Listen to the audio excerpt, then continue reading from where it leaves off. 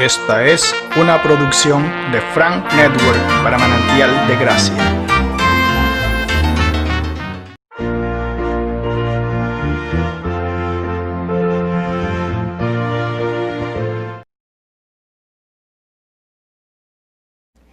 Entonces Dios tiene un pueblo, Él escogió esto, y lo que vamos a estudiar ahora es quizás uno de esos temas que yo considero elementales o claves para entender la historia del pueblo de Dios, un pueblo que tiene la salvación de su Dios, un pueblo que recibió las instrucciones de su Dios, un pueblo que a medida que obedece esas instrucciones es bendecido, y cuando las desobedece, ¿qué es lo contrario a la bendición?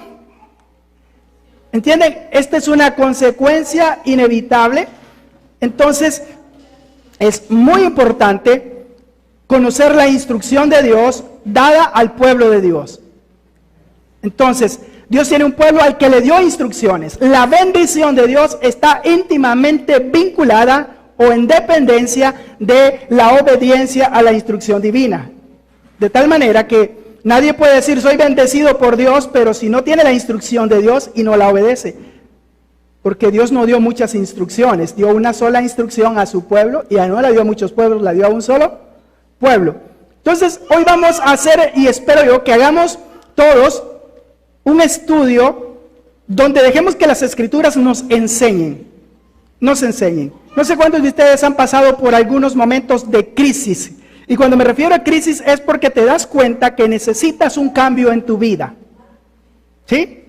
Y necesitas ese cambio en tu vida y entonces empiezas a clamarle a Dios de una manera nueva, diferente.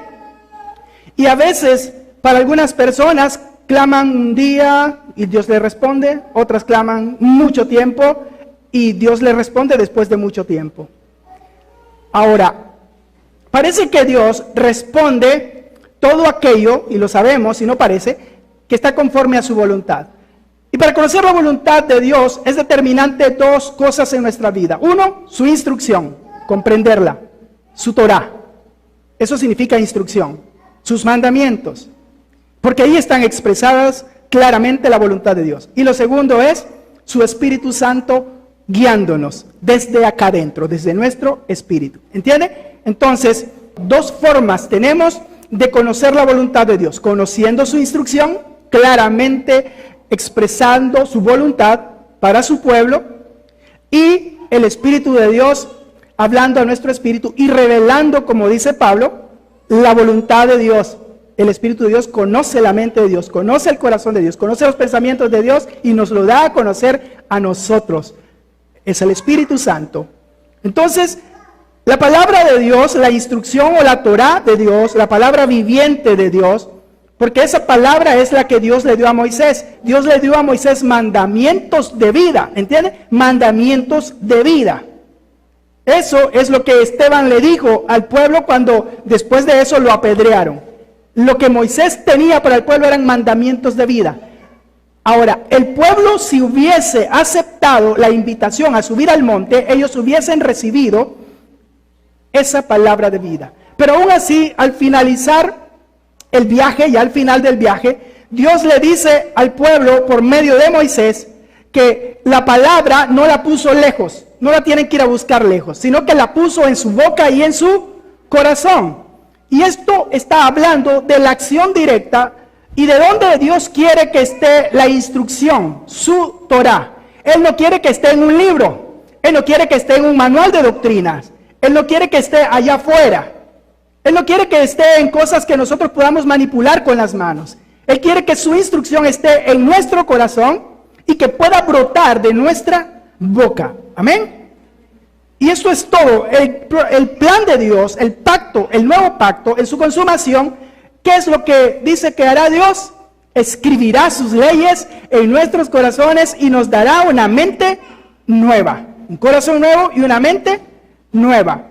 Desde un principio Dios quiso eso, y lo que Dios busca es eso. Lo que el pueblo ha hecho con no conocer o ignorar o desobedecer la instrucción divina es atrasar el proceso de pleno cumplimiento del propósito de Dios en nuestras vidas. ¿Lo entendemos? somos duros para aprender y eso es un hecho. Bueno, antes de entrar en materia, quiero decirles que es muy importante que sepamos que si alguien está en una congregación, más vale que esté seguro que fue porque un día Jesucristo lo encontró, vino a su corazón y le dio el nuevo nacimiento. Porque si no es esa la experiencia que nos trajo a la iglesia, entonces solo estamos viviendo una vida religiosa y tratando de vivir una vida cristiana, pero va a ser imposible. Porque la vida cristiana no es más que el resultado de Cristo viviendo en un templo que somos nosotros. ¿Lo entendieron? Ok, no podemos fingir a ser cristianos.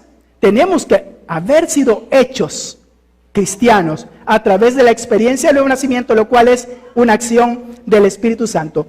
Recuerden, Juan 1:12, ¿quién lo recuerda?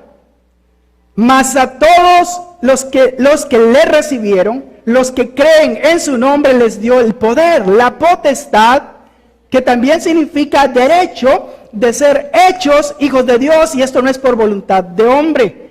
Usted y yo, por más que amemos a una persona, a nuestros hijos incluso, no los podemos hacer cristianos, no les podemos transferir el cristianismo. Les podemos transferir instrucciones, tradiciones, sí, pero la experiencia del nuevo nacimiento solo puede venir del Padre Celestial. Recuerden que una persona nacida de nuevo, un auténtico y verdadero cristiano, es alguien que ha nacido de Dios, es un nacido de Dios.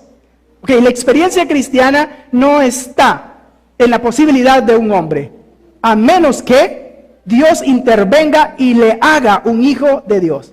Cuando yo nací de nuevo lo recuerdo. ¿Quién era yo? Un rebelde.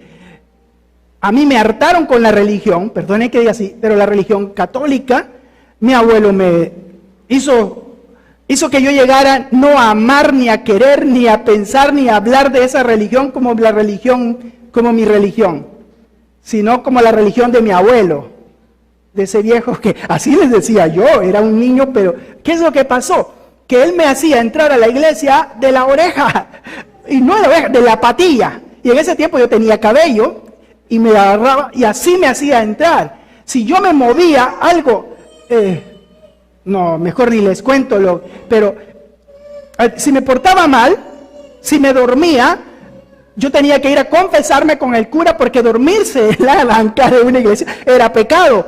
Y el cura me mandaba a rezar unos cuantos Padre Nuestros y Ave Marías y otros delante de una imagen que yo le tenía miedo. Yo tenía pánico cerrar los ojos delante de eso. Para mí, yo no sé, pero creo que Dios de alguna manera me estaba diciendo, este no es el camino que yo tengo para ti. Es el camino de tu abuelo, de tu padre, de toda esa gente, pero no es el camino que yo tengo para ti.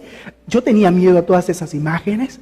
En serio, yo no podía quedarme. Yo tenía miedo quedarme allí y que se levantaran. Mi abuelo, que tal vez no lo toleraba allí dentro de la iglesia, solo lo toleraba cuando me llegaba con regalos, cuando decía, vamos a ir al estadio a ver jugar. Ahí me encantaba mi abuelo. Pero cuando se trataba de ir a la iglesia, no. Yo no tenía nada. O sea, llegó el momento en que después me volví muy rebelde porque a mí me quisieron imponer una religión. Y yo no tenía nada. Y si no quería la religión católica, menos la religión evangélica.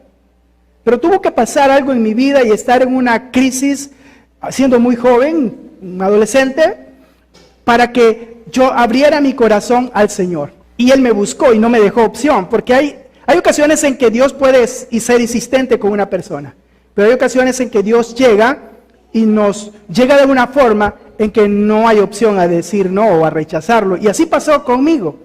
Y yo no entendía mucho, no entendía casi nada, pues hasta ahora me cuesta entender muchas verdades de la Biblia, imagínense en aquel tiempo. Empecé la vida, la caminata con el Señor, empezaron a suceder cosas, y me di cuenta que el Señor me quería en su servicio, ¿entienden? Okay. Yo les voy a decir algo, esta no es una sospecha que yo tengo, es lo que yo he visto. Si una persona nace de nuevo, y el Espíritu de Dios viene a morar en esa persona, es inevitable que esa persona desarrolle una vida de servicio al Señor.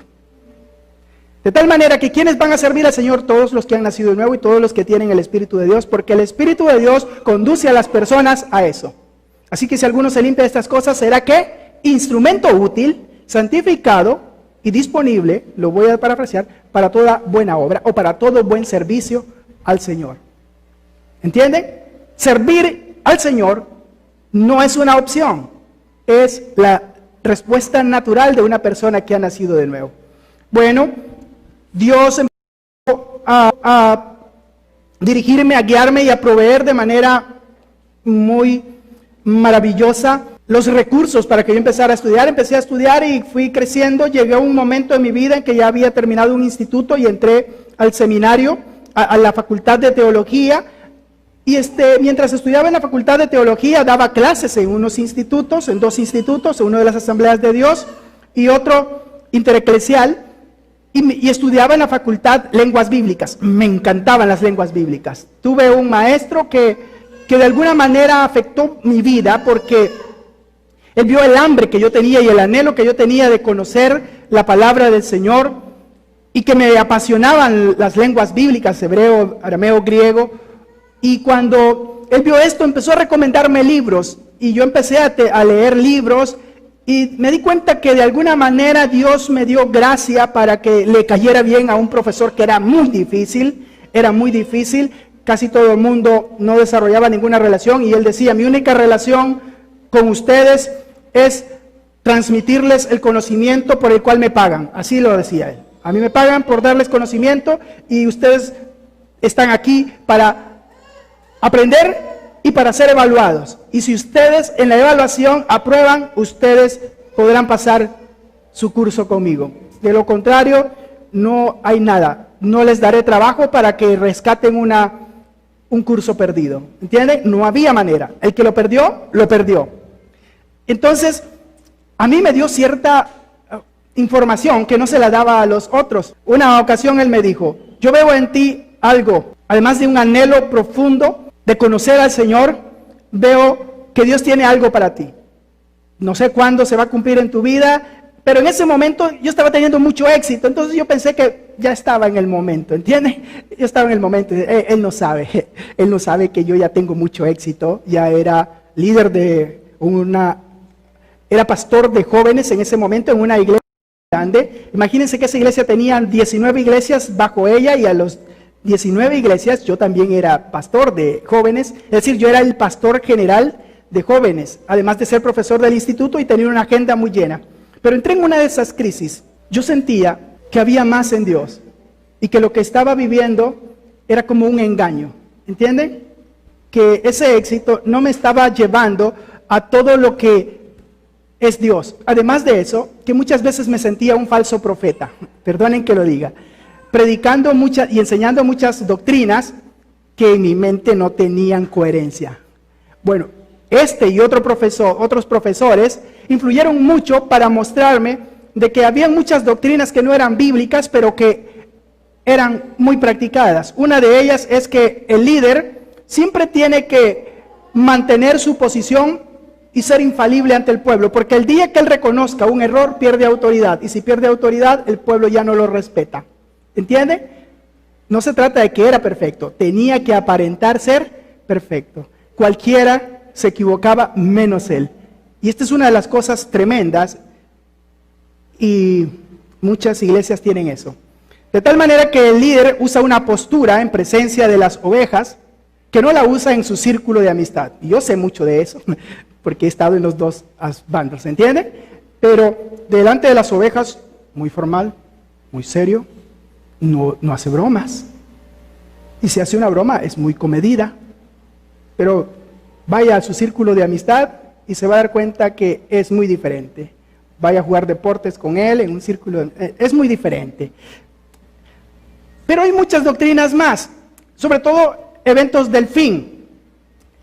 Yo daba clases de escatología, así se le llama a todos los eventos del fin, y me daban allí un pensum, obviamente los textos y la temática que yo tenía que desarrollar, porque todo tiene que ir acorde con la doctrina. De tal manera que yo hacía algo, y es que yo no tomaba esos textos, sino que yo enseñaba otras cosas que yo creía que eran la coherencia. Hasta el día de hoy, muchos de los que fueron alumnos míos, y hoy nos mantenemos en contacto con unos 3 nada más, ellos recuerdan eso y me decían que era algo que ellos admiraban de mí porque yo era demasiado joven, tenía 21 años apenas en ese tiempo. Cuando pasó eso, yo estaba en esa búsqueda y seguía buscando y orando muy seriamente al Señor. Y fue allí cuando tomé la decisión de salir de las Asambleas de Dios e ir a la última organización donde estuve 18 años. En los últimos años me pasó una experiencia muy similar. Cuando yo llegué a Wigra, aquí hay hermanos que estuvieron en Wigra, yo era muy, tal vez me recuerdan, era como muy impositivo en ciertas cosas. Algunos consideran que soy bravo o que era bravo, porque de alguna manera yo defendía un sistema y tenía que propagarlo, por decir así. Y hay unos mecanismos que son muy impositivos, de tal manera que para poder dar eso, establecer eso, uno no tiene que mostrar ninguna flexibilidad. Tiene que ser inflexible y tenemos que dar la apariencia de que todo lo que nosotros enseñamos es la verdad y que aparte de eso, pues no hay verdad. ¿Entienden? Si no estás con nosotros, no estás en lo correcto. Y es una de las cosas. Pero en los últimos 10 años vinieron pasando muchas cosas, entre ellas enseñanzas, y yo ya empecé a sentirme otra vez incómodo, de tal manera que cuando llegamos aquí y a Guayaquil, en mi corazón ya no estaba promover un sistema o una política. Y tal vez algunos que conocen ambas cosas lo notaron. ¿Por qué? Bueno, hoy vamos a introducirnos a este tema. Pero déjenme decirles que la Biblia dice que nadie puede añadir ni quitar a la instrucción de Dios. Y también dice que si un profeta habla en nombre de Dios y lo que el profeta dice no se cumple, Dios nunca habló a través de ese profeta. Dios mismo lo está diciendo. El tal profeta es un falso profeta. Entonces, una de las cosas que golpeó mucho es cuando yo defendía esto y me sentía muchas veces, a imaginar ustedes, pero tal vez ahora se imaginen cómo me sentía yo cuando le tenía que decir a alguien, cuando me decía, pero es que dio fecha para el 96, es que dio fecha para el 2000, y que Cristo venía y Cristo no vino, y la Biblia dice que si un profeta, alguien anuncia algo y no se cumple, ¿qué es? Falso profeta. Entonces, ¿cómo decía yo? No, pero es que no fue el único que lo dijo. ¿Por qué solo te ensañas con él y no con...? Te voy a mencionar cuántos lo dijeron. Ahora, pero ¿se imaginan? Eso no tiene ninguna coherencia. Eso no quita que la otra persona ha estado hablando en nombre de Dios algo que Dios no ha estado hablando. Pero algo que golpeó más fue hace algunos años cuando literalmente dijo que nunca se equivocó. Que lo que dijo es porque Dios se lo mostró. Y cuando Dios se lo mostró, entonces si no se cumplió, no es responsabilidad de él, porque Dios se lo habló a él. ¿Entienden? Entonces, ¿quién se equivocó allí después de dar esa conclusión? Dios. Ok, yo no me he equivocado, Dios se equivocó. En un inicio, él pedía disculpas. Yo era parte de ahí, estaba ahí, pero después dejó de pedir disculpas, diciendo que no iba a pedir más disculpas porque él estaba seguro que Dios le había hablado. Aunque no se cumplió nunca, y muchas cosas más. Pero la Escritura deja claro algo, y es que nosotros no podemos usar el nombre de Dios para hablar y decir cosas que no vienen del corazón de Dios, sino del corazón del hombre. En Deuteronomio capítulo 4, versículo 2, Dios da esta instrucción: no añadiréis a la palabra que yo os mando, ni disminuiréis de ella, para que guardéis los mandamientos de Jehová vuestro Dios, que yo os ordeno. Y en Deuteronomio 18:20 dice: el profeta que tuviere la presunción de hablar palabra en mi nombre, a quien yo no le haya mandado a hablar, o que hablare en nombre de dioses ajenos, el tal profeta morirá. Y en el mismo capítulo, el versículo 22 dice: si el profeta hablare en nombre de Jehová y no se cumpliere lo que dijo, ni aconteciere, es palabra que Jehová no ha hablado. Con presunción la habló el tal profeta, no tengas temor de él. Y en Ezequiel capítulo 14, versículo 9 dice: y cuando el profeta fuere engañado y hablare palabra, yo, Jehová, engañé a tal profeta, y extenderé mi mano contra él, y lo destruiré de en medio de mi pueblo, Israel. Uno de los hombres que todo el mundo reconoce, quizás como el que más almas ha guiado al Señor, es el evangelista Billy Graham. Este hombre jamás usó términos como el Dios me dijo, Dios me habló. Es conocido porque la frase más famosa que él tenía era: la Biblia dice, todo lo que Dios ha hablado a su pueblo, toda la instrucción que el pueblo de Dios debe conocer acerca de la instrucción divina, la tenemos escrita. No habrá una revelación nueva.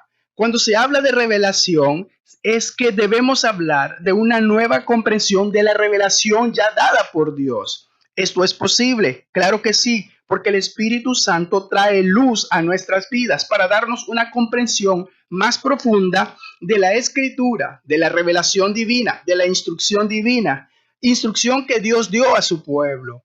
Por eso, en esta serie de mensajes o enseñanzas, vamos a descubrir cuál es la identidad del pueblo de Dios, cuál es la historia de este pueblo, cuál es el pacto que Dios hizo con este pueblo y por qué este pueblo tiene un llamamiento específico y cómo se va a cumplir ese llamamiento en este pueblo, porque este pueblo está llamado a ser un reino de sacerdotes entre las naciones.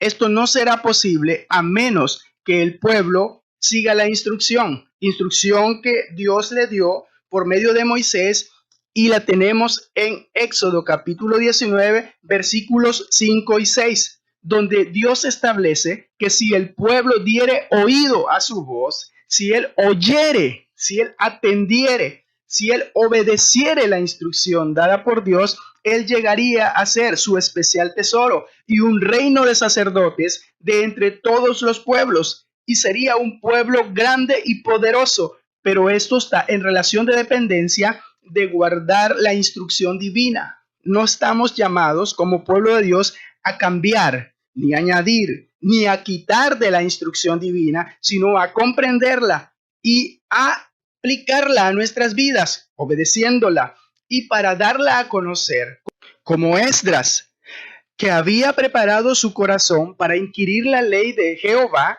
y para cumplirla, y para enseñarla en Israel sus estatutos y decretos. Así que por medio de este estudio, nosotros no vamos a interpretar según nuestra conveniencia o intereses personales las escrituras. Solo buscamos una cosa, y es tener una comprensión bajo la luz, la dirección y el entendimiento dado por el Espíritu Santo para aplicarlo a nuestras vidas como pueblo de Dios. Porque como pueblo de Dios, lo que queremos es seguir el camino que ya Dios trazó y estableció para nosotros.